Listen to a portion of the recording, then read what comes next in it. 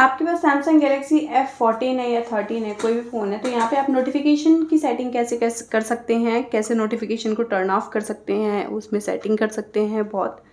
तो इसके लिए आप यहाँ पे जाएंगे सेटिंग पे, और यहाँ पे नोटिफिकेशन का ऑप्शन है, ये रहा, आप इस पर क्लिक कर लेंगे। इसके बाद सबसे ऊपर आपको ऐप्स नोटिफिकेशन का दो ऑप्शन देखने को मिलता है, क्लिक कर लेंगे।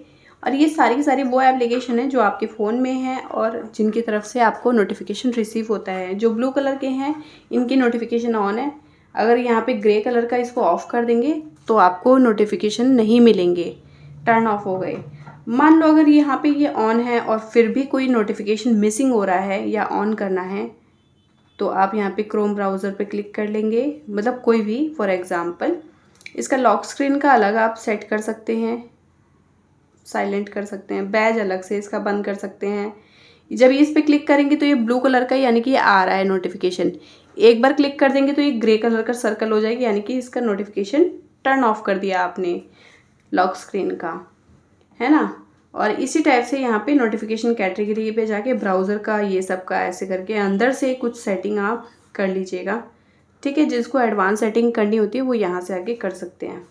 बाकी डायरेक्टली बंद करने के लिए यहाँ से, डायरेक्टली ऑन करने के लिए यहाँ से आप ऑन ऑफ कर लीजिएगा, ठीक है। इसके बाद बैक कर लेंगे।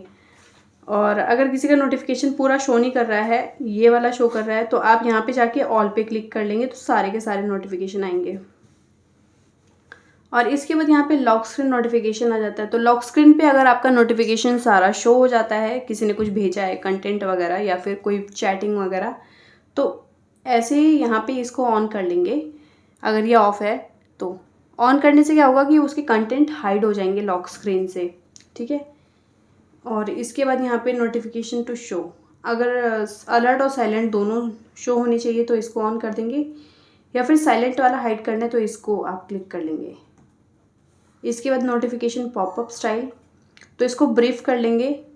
तो ये डिटेल में नहीं आएगा, जो भी चैट वगैरह होती है ना अगर दिखती है तो इसको ब्रीफ में कर लेंगे, तो थोड़ी सी श्रिंक होके आएगी। सिर्फ ये पता चलेगा कि इस एप्लीकेशन की तरफ से नोटिफिकेशन आया है, क्या लिखा है ये नहीं पता चलेगा। और इसके बाद यहाँ पे आप अपने अकॉर्डिंग सेलेक्ट कर सकते हैं कि कौन कौन सी एप्लीकेशन को ब्रीफ में चाहिए, किसका नहीं चाहिए। और इसके बाद यहाँ पे कलर कीवर्ड्स आ जाता है। कुछ कीवर्ड्स होते हैं, कुछ हाईलाइटेड मतलब वर्ड्स जिनको आप यहाँ पे लिख सकते हैं, वो कलर्ड होके आएंगे।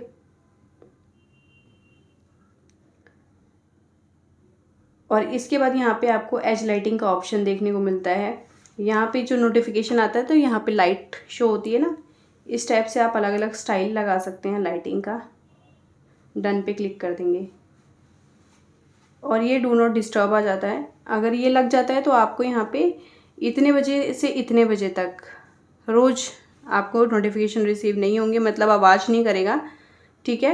और किसी का कॉल वगैरह नहीं आता है, तो कॉल और मैसेज जिसका अलाउ करना है वो यहाँ से कर सकते हैं। तो इसकी फुल डिटेल की वीडियो आप अलग से देख लेंगे डू नॉट डिस्टर्ब की। बाकी यहाँ पे एडवांस सेटिंग में आपको स्टेटस बार की सेटिंग देखने को मिल जाती है, नोटिफिकेशन हिस्ट्री, तो यहाँ पे आपके प्रीवियस नोटिफिकेशन देखने को मिल जाएंगे कि किस किस की तरफ से नोटिफिकेशन आया है। यहाँ पे आपके मैसेजेस, और यहाँ पे फ्लोटिंग नोटिफिकेशन में अगर बबल्स नहीं चाहिए तो इसको आप ऑफ कर सकते हैं या बबल्स लगा सकते हैं। इसके बाद यहाँ पे एक्शन एंड रिप्लाई का ऑप्शन ऑन कर लेंगे ताकि व्हाट्सएप के नीचे रिप्लाई का ऑप्शन मिल जाए।